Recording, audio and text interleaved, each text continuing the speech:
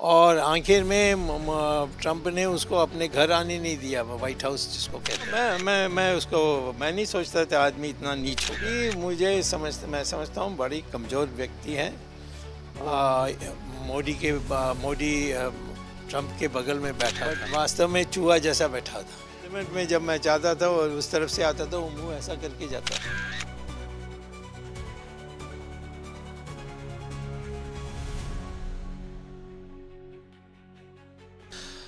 अमेरिकी राष्ट्रपति Donald Trump द्वारा जो टैरिफ प्लान पूरी दुनिया में लगाया गया, उसके बाद भारत खतरे में है क्या? क्या हमारी जो इकॉनमी है उसको लेकर इफ एंड बट चल रहे हैं? आगे कैसा भविष्य है? इन तमाम मुद्दों पर बातचीत करने के लिए एक ऐसी शख्सियत आज हमारे साथ मौजूद है जो शायद सबसे बेहतर बता सकते हैं इस समय, आने वाले समय में देश के लिए क्या होने वाला है। देश के जाने माने अधिवक्ता, बीजेपी के वरिष्ठ नेता और सुब्रमण्यम स्वामी, जो कि एक अर्थशास्त्री भी हैं, और उनका अर्थशास्त्र, उनकी राजनीति, उनकी वकालत सदाबहार है जैसे वो सदाबहार हैं आयु में। आपका बहुत स्वागत है सर। धन्यवाद। ये जो अमेरिका की तरफ से हुआ है जी, हमें डरने की आवश्यकता है? डरने के तो कहना नहीं चाहिए, क्योंकि ऐसी चीज़ों की सामना करने की आवश्यकता है। मूल बात यह है कि हम जब टैरिफ लगाते हैं, वो इसीलिए लगाते हैं क्योंकि हमारे देश में इसी की उत्पादन बढ़ाने के लिए वहाँ से कई सालों से बनते हुई सस्ते दाम पर ये हमारे देश में आएगी, तो फिर हमारे लोग उसी को खरीदेंगे। हमारे लोग अपने देश में पैदा हुई या हमारे देश में जो उत्पादन हुई उसको छुएंगे नहीं। तो इसीलिए हम टैरिफ लगाते हैं कि इसका दाम बड़े वहाँ अमेरिका में कम हो, परंतु इंडिया में अंदर आने के लिए ड्यूटी लगेगी, ये लगेगी, वो लगेगी, और उससे दाम बढ़ जाएगी और हमारी जो देश में बनती है वो सस्ता होगी, तो लोग उसको खरीदेंगे। तो जो अमेरिका ने किया, इससे हमारे बड़ी नुकसान होगी। लेकिन खेद की बात है कि मोदी ट्रंप से डरता है, और उसकी सबूत यानी या प्रमाण आप देख सकते हैं। जब वो गया था और एक मीटिंग में, यानी मतलब पत्रकारों की मीटिंग में मोदी ट्रंप के बगल में बैठा था, बट वास्तव में चूहा जैसा बैठा था। एक शब्द नहीं बोला, सारी बातें ट्रंप ने किया, और आखिर में ट्रंप ने उसको अपने घर आने नहीं दिया, वाइट हाउस जिसको कहते हैं। जापान के लोगों को बुलाया, और जब जापान के लोग जब आए, जापान के प्रधानमंत्री आए, तो ये खुद बाहर आए थे, हाँ, रिसीव करने के। इनका कोई कीमत नहीं रहा। तो जब इस प्रकार की उसकी भावना है, तो हमें सख्त कदम उठाना चाहिए हमारे देश में। बट ऐसे अभी वो डरते हैं कि जब उठाएंगे तो फिर अमेरिका से कुछ और कहीं कुछ होगा, यानी पता नहीं इनके दिमाग में क्या है, क्योंकि ये किसी और से बात तो नहीं करते जब मोदी, तो हमें नहीं उसके दिमाग में क्या है मुझे पता है। परंतु मैं ये ज़रूर कहूँगा कि हम निर्डर होकर, यदि हम अपने जो देश में जो पैदा कर रहे हैं या उत्पादन कर रहे हैं, उसका दाम भले ज़्यादा हो, परंतु जो बाहर से आती है उसमें हमें अधिकार है ड्यूटी लगाने के लिए। ये ट्रंप कहने से कोई कानून नहीं बनती है, ये कोई यूनाइटेड नेशंस का फ़ैसला नहीं है, ये ट्रंप का फ़ैसला है। और ट्रंप के फ़ैसला के मुकाबले में जैसे चाइना कर रही है, चाइना बढ़ाते जा रही है, ताकि उनकी जो देश के अंदर जो पैदा हो रही है वो अमेरिका के जो उत्पादन है उससे सस्ता है। तो ये है मूल बात।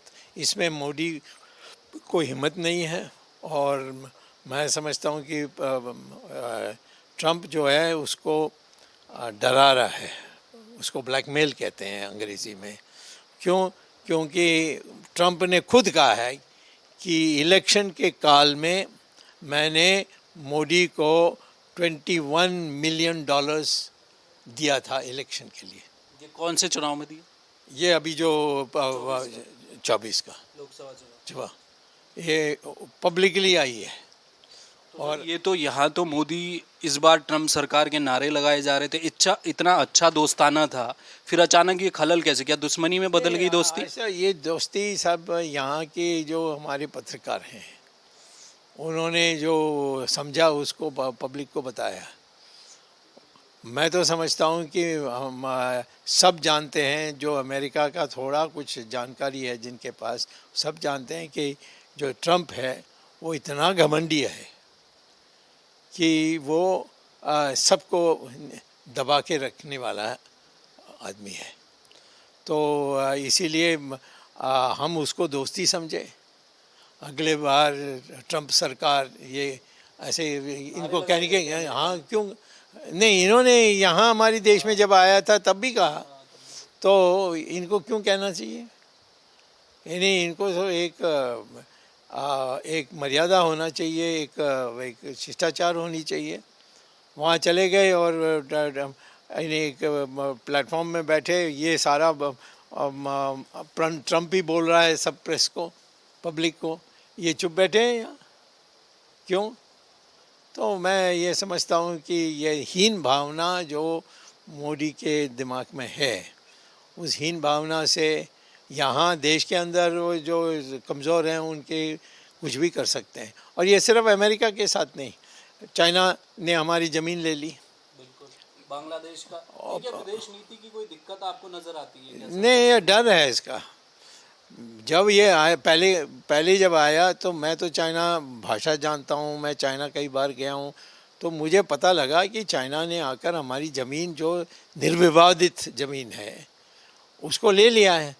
तो मैंने सवाल उठाया, तो पहला बयान जो मोदी ने दिया वो कहा कि कोई आया नहीं, कोई गया नहीं। पता नहीं आप लोगों को याद है?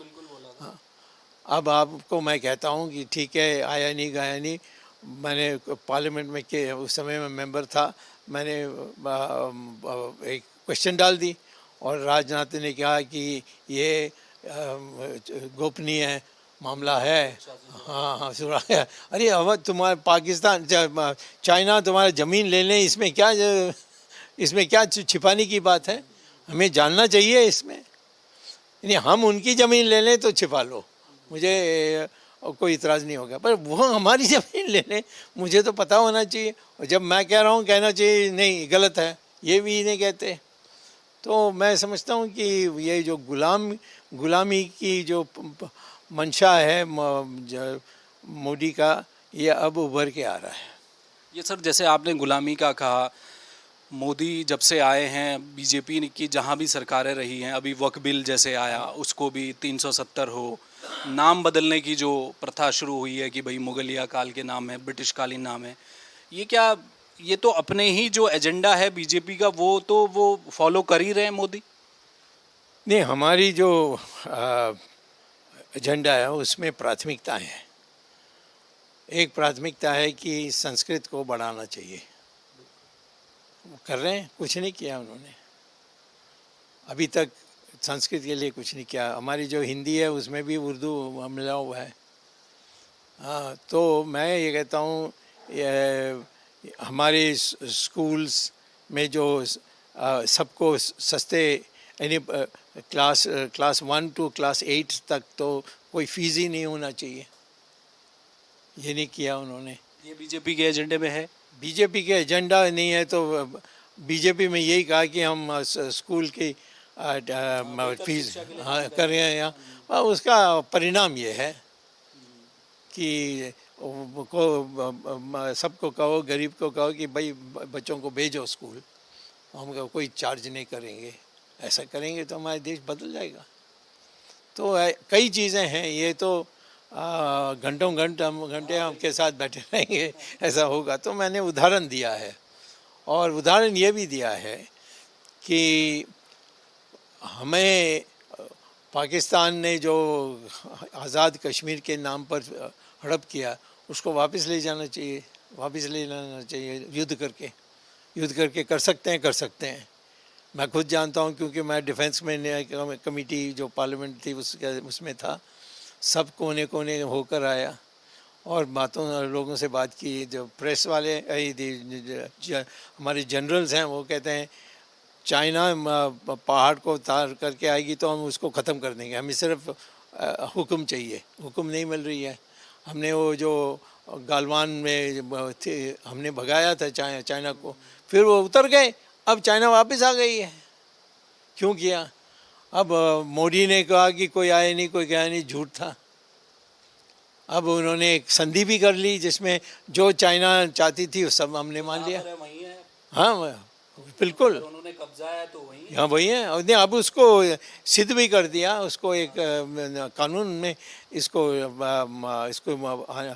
मान्यता दे दी।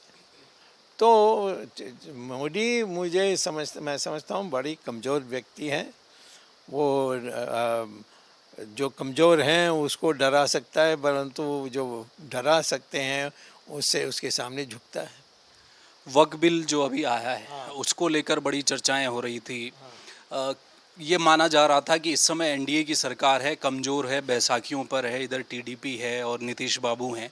बावजूद इसके मोदी क्या इतने मजबूत हैं वो लेकर आए और उसे पास भी करा ले गए? इसमें क्या है, बड़ी चीज़ है।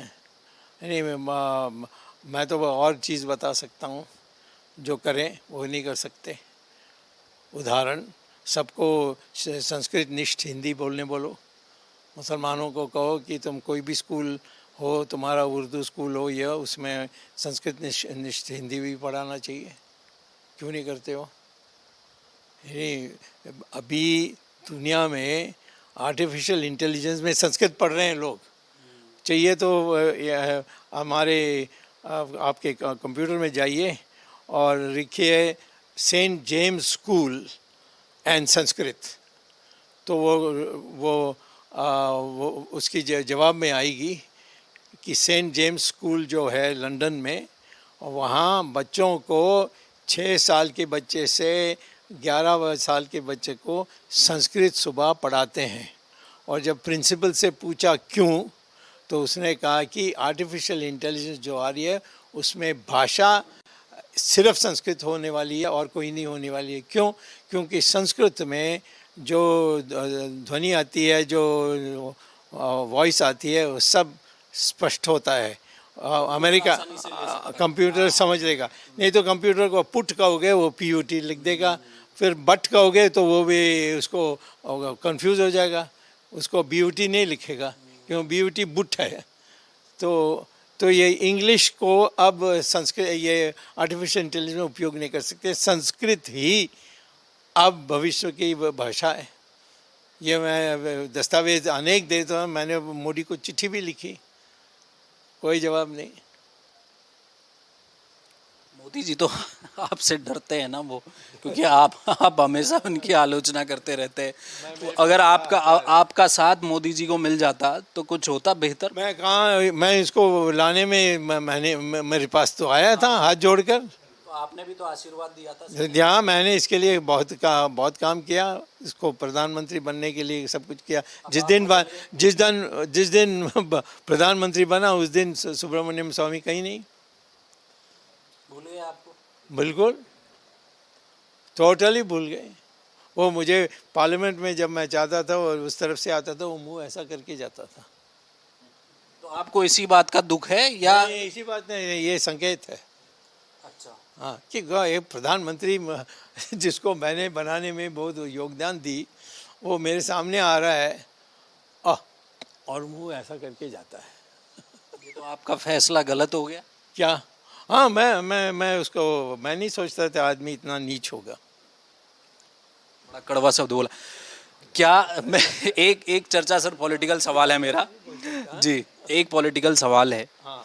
चर्चा ये भी चल रही है देश में कि हो सकता है 29 से पहले मध्यावधि चुनाव हो जाए। ऐसी कुछ सुगबुगाहट आपको लग रही है? कुछ परिस्थितियां लग रही हैं? ये क्या एनडीए में सारे घटक दल बने रहेंगे? क्या स्थिति आएगी? उसमें हाँ, ये 2 लोग यानी चंद्रबाबू नायडू और नीतीश चले जाएं तो हमारी सरकार गिर जाएगी, वो बात सही है। परंतु वो लोगों को इतना लड्डू मिली है कि मैं समझता हूँ वो नहीं छोड़ के जाएंगे, क्योंकि कांग्रेस जो विकल्प है वो इनको बर्दाश्त नहीं करेगी। और जोड़ेंगे तो उनको दबा के रखेंगे। तो ये समस्या नहीं हो सकती। सिर्फ मोदी चले जाएं और कोई और प्रधानमंत्री बन जाए, ठीक है। 29 से पहले जाएंगे या 29 का भी चुनाव लड़ते देख रहे हैं आप? एक ही शक्ति है जो कर सकती है, वो है आरएसएस। आरएसएस में तो आपकी बहुत सुनी जाती है। सुनी उसका मैं दुरुपयोग नहीं कर सकता। हाँ ठीक है, वो हम भी प्यार करते हैं उनको, परंतु मैं उनका अनुशासन के अंतर्गत नहीं हूँ ना। मैं उनका सदस्य नहीं हूँ, मैं उनका क्या कहता हूँ, हितैषी हूँ। नहीं, मैं जानता हूँ, मैं तो आखिर में हम इमरजेंसी में लड़े, उनके साथ ही लड़े। जब भी कोई मुश्किल आई, जब सोनिया गांधी इनको बंद करने के लिए कहा, मैंने सोनिया गांधी पर केस डाल दी और आज वो बेल पर है। उसका बेटा का तो मैं अभी थोड़ी दिन में उसकी नागरिकता समाप्त करने वाला हूँ। उसको तो लंदन जाना पड़ेगा, यहाँ इंडिया में नहीं रह सकेगा। ये सब मैं कर रहा हूँ ना, इससे आरएसएस को नेचुरली बहुत यानी प्रशंसा होगी। राहुल गांधी कैसा काम कर रहे हैं? उनकी वो यहाँ के नागरिक नहीं है आप कहते हैं? नहीं है, वो उसका ब्रिटिश पासपोर्ट है। मैंने दिल्ली हाई कोर्ट में दे दिया है। उस दिल्ली हाई कोर्ट ने सरकार से कहा कि इसका जवाब दो, और उन्होंने कहा कि मुझे हमें 1 महीना और दो। तो मई 27 को केस आएगी, तब देखते हैं कि मोदी की सरकार क्या कहती है। अच्छा सर, मेरा आखिरी सवाल, बीजेपी के अध्यक्ष को लेकर पेच फंसा है। जैसे मैंने अभी आरएसएस का जिक्र किया, आप तो जानते हैं। ये क्या आरएसएस को भी, क्या बीच में तो जेपी नड्डा का बयान तक आया कि अब आरएसएस की ज़रूरत हमें नहीं है। अब क्या चल रहा है? क्या आरएसएस खुश नहीं है क्या मोदी अमित शाह से, जिस तरह का बर्ताव? नहीं, वो तो नड्डा के बारे में कोई चिंता नहीं करेंगे। वो सब जानते हैं कि किस भूमिका के हैं। मैं समझता हूँ कि इतने साल होने के बाद एक दूसरा हमारे अध्यक्ष होनी चाहिए, और अध्यक्ष संजय जोशी उनको बनाना चाहिए, क्योंकि वो संगठन में बहुत तेज़ है और रहा है, महामंत्री रहा है गुजरात में। तो उसकी अनुभव के देखते हुए, उसकी उम्र तो बहुत कम है, और इसीलिए उनको बनाना चाहिए। मोदी के सबसे बड़े दुश्मन माने जाते हैं, वो बनने कहाँ देंगे? तो क्या है, तो ये मोदी का पार्टी तो नहीं है ना। आरएसएस के प्यारे हैं संजय जोशी, आरएसएस है उनके साथ? नहीं, वो तो आरएसएस के बिना वो जो एक किनारे में जाकर बैठता नहीं पिछले 20 साल के लिए, यानी लगभग 20 साल। 19 ये जो गुजरात में ये बने मुख्यमंत्री, तो इसको वनवास, और फिर पार्लियामेंट में आए और मोदी और प्रधानमंत्री बन गए। तो वो ये 10 साल तो कहीं नहीं थे। तो उनकी जब इतनी ज्ञान है, इतनी क्षमता है संगठन की, इतना यानी वो कर सकते हैं, तो ऐसे व्यक्ति को राष्ट्र पार्टी के अध्यक्ष बनाना चाहिए। चलिए, बहुत शुक्रिया सर। एक सवाल अगर आप चाहें तो पूछ लो, हमारे दर्शक जानना चाहते हैं। चर्चा होती है पुतिन की, कहते हैं पुतिन बूढ़े ही नहीं होते। सुब्रमण्यम स्वामी को मैंने बचपन में टीवी में देखा, तब भी आप ऐसे ही थे और आज भी आप ऐसे ही हैं। मेरे पिता ने भी आपको ऐसा ही देखा है। सुब्रमण्यम स्वामी खाते क्या हैं, आपकी दिनचर्या क्या है? देखिए, टेंशन से लोग बुढ़ा हो जाते हैं। टेंशन होती है जब आप भविष्य के बारे चिंता करते हैं कि होगा नहीं होगा, मेरा क्या होगा, मेरी बेटियों का शादी होगा नहीं होगा। मैं तो चिंता ही नहीं करता हूँ, जो होना आना हो। मुझे पार्टी से तो हटा देंगे तो मैं क्या करूँ, मैं सोचता ही नहीं हूँ, हटा दो। मुझे मिनिस्टर नहीं बनाएंगे, बनाओ मत। मैंने कब मांगा मिनिस्टर बनाने के लिए? तो जब आप किसी भविष्य के बारे चिंता नहीं करोगे तो आपका जो शरीर है वो भी उसी प्रकार से युवा रहेगी। बहुत शुक्रिया सर। ओके। तो ये थे वन एंड ओनली सुब्रमण्यम स्वामी, सदाबहार नेता, अपनी बेबाक राय के ले जाने जाते हैं। प्रधानमंत्री नरेंद्र मोदी के आलोचक हैं, लेकिन नीतिगत आलोचक हैं। जो नीतियां उनके द्वारा दी गई हैं, देश में थोपी गई हैं, जो अक्सर कहा जाता है, उन पर आलोचना करते हैं। बीजेपी का आने वाला भविष्य अध्यक्ष कौन होगा, नाम आपने बता दिया है, संजय जोशी की पैरवी कर रहे हैं।